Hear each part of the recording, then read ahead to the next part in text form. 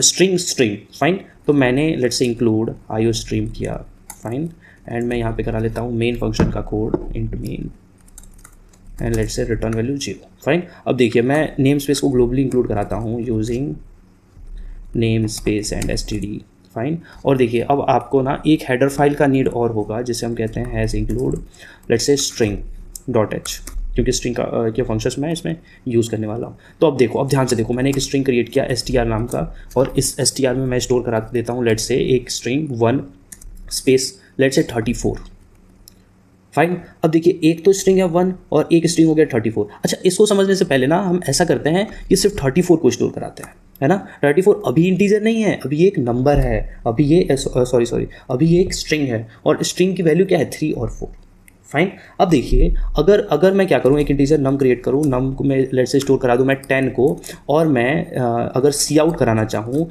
str plus नम, तो क्या output बन के आएगा, बताइए। ये एक एरर बनेगा, why str is a string and num is an integer fine. तो let's see, let me run this code, I am going to save this file as 23.cpp let's say. तो देखिए यहाँ पे एक एरर बन के आ रहा है ना, कि आप कॉनकैटिनेट नहीं कर सकते एक स्ट्रिंग को एक नंबर के साथ, है ना। तो आपको क्या जरूरत पड़ेगी कि आप इसको भी एक स्ट्रिंग बना लो या फिर इसको एक नंबर बना लो, है ना। तो आप कैसे करोगे, तो उसके लिए आपको करना पड़ेगा यहाँ पे फंक्शन कॉल एक, है ना, str को इंटीजर बनाने के स्ट्रिंगर टू stoi, है ना, स्ट्रिंग टू इंटीजर, और इसे आप कॉल कर दोगे str के लिए। अब ये 34 जो एक स्ट्रिंग था वो बन गया इंटीजर, और अब हमारा ये आउटपुट दे देगा व्हाट, लेट्स से 44 10 ऐड कर देंगे तो, है ना, 34 में 10 ऐड कर देंगे तो ये 44 में आउटपुट दे देगा, है ना यहाँ। और इस फंक्शन का नाम है string to integer, getting my point. अब देखिए एक तो तरीका ये था, या फिर आप ऐसा कर सकते थे, इसे str ही रहने देते, str प्लस कॉन्कैटिनेट करना चाहते हो आप नम को, और नम क्या है, एक ऑब्वियसली इंटीजर है, इंटीजर को आप स्ट्रिंग बना चाहते हो तो टू स्ट्रिंग फंक्शन यूज कर सकते हो, किसके लिए, नम के लिए। लेट्स सी, देखो तो अब ये कॉन्कैटिनेट हुआ, 34 के आगे 10 लग गया, ये बन गया 3410, और हमने इस स्ट्रिंग को 34 को जब हमने इंटीजर बना दिया तो ये बन गया 34 और प्लस 10, और वो बन गया था 44। Getting my point. String manipulation समझ में आ रहा है क्या आपको?